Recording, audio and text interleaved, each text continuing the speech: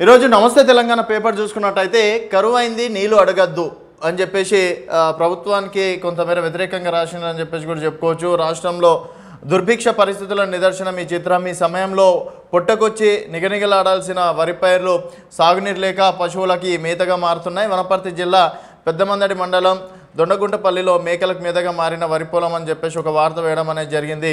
నీళ్ళ కోసం రైతులు డిమాండ్ చేస్తున్నారు. రిజర్వాయర్లు అన్నీ అట్టడుగుతున్నాయి. అన్ని ప్రాంతాల్లో సమస్య తీవ్రంగా ఉన్నది. కష్టం వస్తే మాత్రం అండగా ఉంటాం. రైతు నేస్తం ప్రారంభం సందర్భంగా సీఎం రేవంత్ రాష్ట్రంలో కరువు ఉన్నది. రిజర్వాయర్లు అన్నీ అడుగుంటున్నాయి. నీళ్ళ కోసం కరీంనగర్, ఖమ్మం, నల్గొండ, మహబూబ్నగర్ రైతులు నాయకులు డిమాండ్ చేస్తున్నారు. పరిస్థితిని అర్థం చేసుకొని సాగునీళ్ళు అడగద్దు, అందరం కలిసికట్టుగా కరువును ఎదుర్కొందామని చెప్పేసి కూడా నిన్న చెప్పడం అనేది జరిగింది.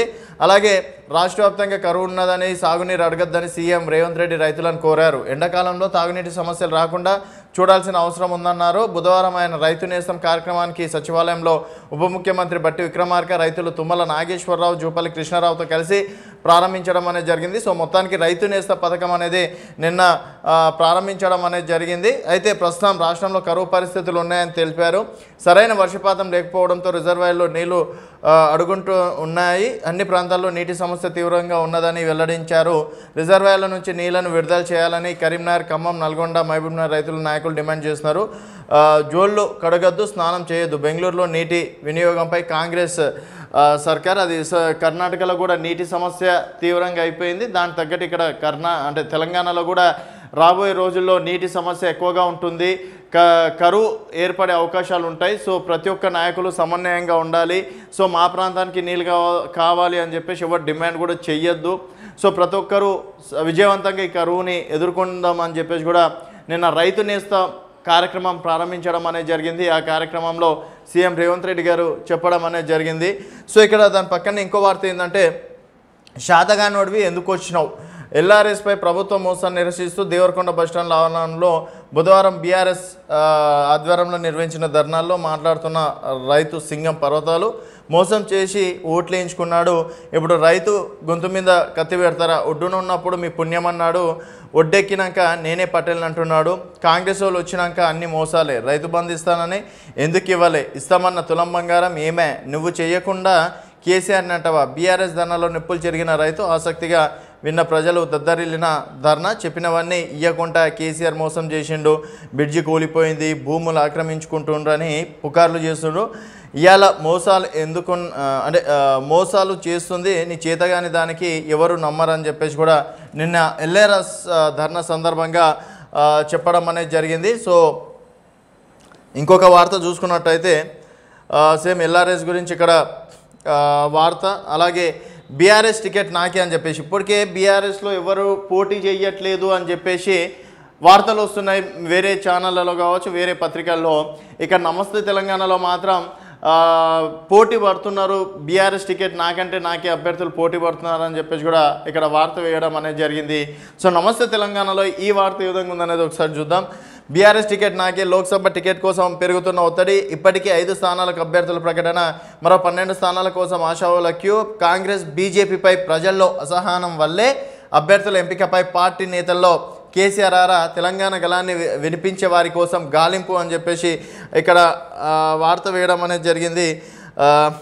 ఒకసారి కొంచెం చూసుకున్నట్టయితే బీఆర్ఎస్ పార్లమెంట్ ఎన్నికల వేడి పతాక స్థాయికి చేరుతున్నది. రాష్ట్రంలోని 17 లోక్సభ స్థానాలకు గాను బీఆర్ఎస్ పార్టీ ఇప్పటికే 5 స్థానాల అభ్యర్థులను ప్రకటించింది. పార్టీలోని అన్ని స్థాయిలో ఏకాభిప్రాయంతో ఖమ్మం నుంచి బీఆర్ఎస్ లోక్సభ పక్ష నేత నామ నాగేశ్వరరావు, కరీంనగర్ నుంచి మాజీ ఎంపీ బోయినపల్లి వినోద్ కుమార్, మహబూబ్నగర్ నుంచి ఎంపీ మహబూబాబాద్ నుంచి ఎంపీ మాలోత్ కవిత, మహబూబ్నగర్ నుంచి ఎంపీ శ్రీనివాస్ రెడ్డి, పెద్దపల్లి నుంచి మాజీ మంత్రి కొప్పుల ఈశ్వర్ను అభ్యర్థులుగా కేసీఆర్ ప్రకటించారు. ఇంకా మిగిలిన 12 స్థానాల్లో పోటీ చేసేందుకు ఆశావులు పోటీ పడుతున్నట్టు తాజా పరిణామాలు స్పష్టం చేస్తున్నాయి.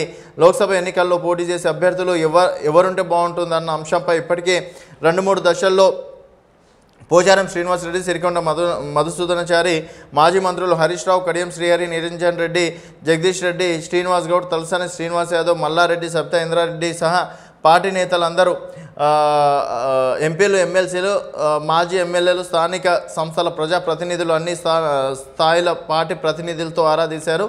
ఆశాహువుల జాబితా, వారి గతానుభవాలు, ప్రత్యర్థి పార్టీల ఎత్తులను చిత్తు చేయగల సామర్థ్యత, ఢిల్లీలో తెలంగాణ గాలాన్ని బలంగా వినిపించే నాయకత్వం కోసం బీఆర్ఎస్ ఎన్నడూ లేని విధంగా లోతుగా పరిశీలిస్తున్నట్టు విశ్వసనీయ వర్గాల సమాచారం. ఈ క్రమంలోనే అభ్యర్థుల ఎంపిక.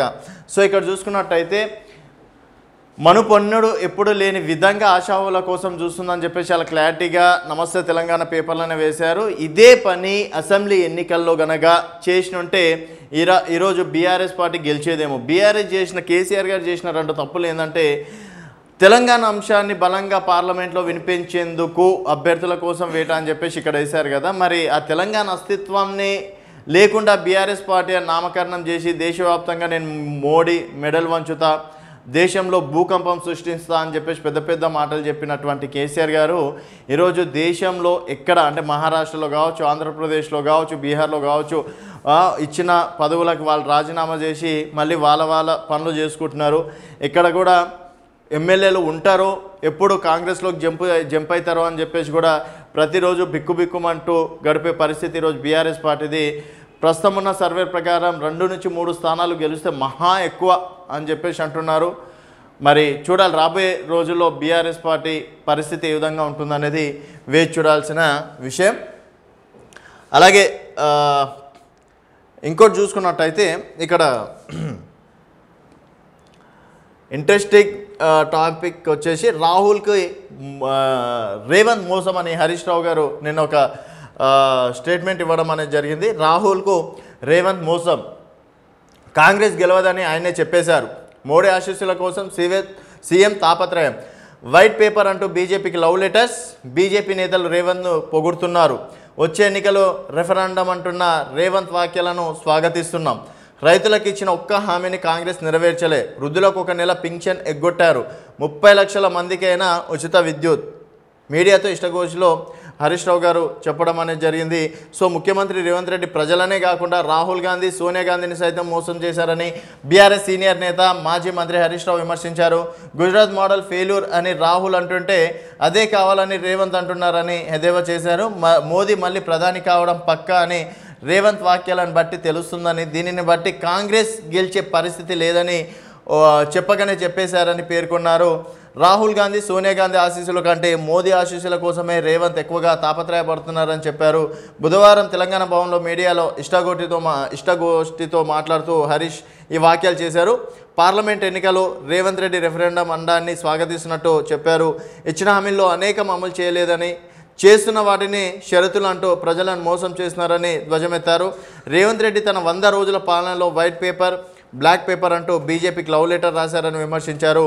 సీఎం కార్యాలయానికి విలేకరులు పెన్నులు, ఫోన్లు గుంజుకుంటున్నారని, ఇదెక్కడి కుశవతత్వమని ఆగ్రహం వ్యక్తం చేశారు. ఓట్లు ఎట్లా అడుగుతారని చెప్పేసి అన్నారు. ఇక్కడ 30,000 ఉద్యోగాలు ఎలా భర్తీ చేశారు? తాము 30,000 ఉద్యోగాలు భర్తీ చేశామని కాంగ్రెస్ ప్రచారం చేసుకుంటుందని, ఒక్క నోటిఫికేషన్ కూడా ఇవ్వకుండా ఎలా భర్తీ చేశారని హరీష్ రావు నిలదీశారు. అవన్నీ బీఆర్ఎస్ ఇచ్చినవేనని, రేవంత్ రెడ్డి నియామక పత్రాలు మాత్రమే ఇచ్చారని విమర్శించారు. తాము 1.6 లక్షల ఉద్యోగాలు ఇచ్చామని తెలిపారు. 21,000 టీచర్ పోస్టులు ఖాళీగా ఉన్నాయన్న రేవంత్ రెడ్డి 11,000 ఉద్యోగాల నోటిఫికేషన్ ఎందుకు ఇచ్చారని మండిపడ్డారు. జాబ్ క్యాలెండర్ ఏడాదికి 2 లక్షల ఉద్యోగాలు ఎట్టిపోయాయని నిలదీశారు. డిఎస్పీకి ఫీజు తీసుకోబోమని చెప్పి ఇప్పుడు ఫీజులు వసూలు చేస్తున్నారని చెప్పడం అనేది జరిగింది. సో ఇక్కడ ఫస్ట్కే జీతాలు ఇస్తున్నామని వారంటుండే 3 నెలలుగా జీతాలు లేవు. ఉపాధి హామీ పథకంలో పనిచేస్తున్న 22,000 మందికి 3 నెలలుగా వేతనాలు లేవని హరీష్ రావు ఆవేదన వ్యక్తం చేశారు. వృద్ధులు, వితంతువులు, వికలాంగులకు 1 నెల పింఛన్ ఎగ్గొట్టారని ఆగ్రహం వ్యక్తం చేశారు.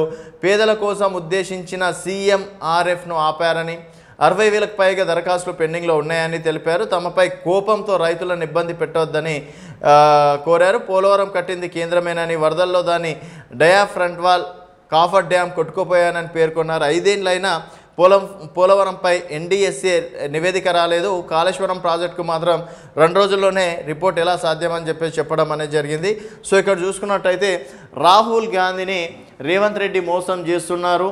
సో రాహుల్ గాంధీ సార్ ప్రధాని గాడు, మళ్ళీ మోదీ ప్రధాని అవుతాడు. సో అక్కడ రాహుల్ గాంధీ ఏమో గుజరాత్ పాలన అనేది ఒక చెత్త పాలన, గుజరాత్లో అసలు గుజరాత్ రాష్ట్రం అభివృద్ధి జరగలేదు. సో అవన్నీ ఆదాని ఖాతాలోకి వెళ్ళిపోయినాయి అని చెప్పేసి అక్కడ రాహుల్ గాంధీ విమర్శిస్తుంటే, ఇక్కడ రేవంత్ రెడ్డి గారు వచ్చేసి గుజరాత్ డెవలప్ అయినట్టు ఇక్కడ తెలంగాణను కూడా డెవలప్ చేయండి అని రేవంత్ రెడ్డి గారు ఒక మాట అన్నారు. ఇక్కడ చూసుకున్నట్టయితే మొన్న అంటే అఫీషియల్గా నిన్న క్లారిటీగా చెప్పారు సభలో, మనకి ఇంటికి వచ్చిన అతిథి ఎవరున్నా సరే వారిని అతిథి మర్యాదలు చేయడం మన సాంప్రదాయం. ప్రధానమంత్రి హోదాలో మోదీ గారు రావడం, సో ఇక్కడ ముఖ్యమంత్రిగా నేను ఆయనకు అతిథి మర్యాదలు చేయడం, సో అతిథులు వచ్చినప్పుడు మనము ఒక 2 మాటలు మంచిగా మాట్లాడతాం, తీయగా మాట్లాడతాం, ఆ విధంగా నా పెద్దన్నగా అని చెప్పేసి మోడీని పొగడడం అనేది జరిగింది తప్పించి దాంట్లో ఇట్లాంటి ఉద్దేశం లేదు. నేను ఒకవేళ లవ్ లెటర్లు అంటే డైరెక్ట్గా నేను అందరి ముందల్ని ఇవ్వడం అనేది జరిగింది, కానీ ఏ ఒక్కరి ముందలనో లేకపోతే ఆయన రూమ్లోకి వెళ్ళి అయితే నేను లెటర్లు అయితే ఇవ్వలేదు కదా అని చెప్పేసి కూడా దానిపైన కూడా క్లారిటీ ఇచ్చారు.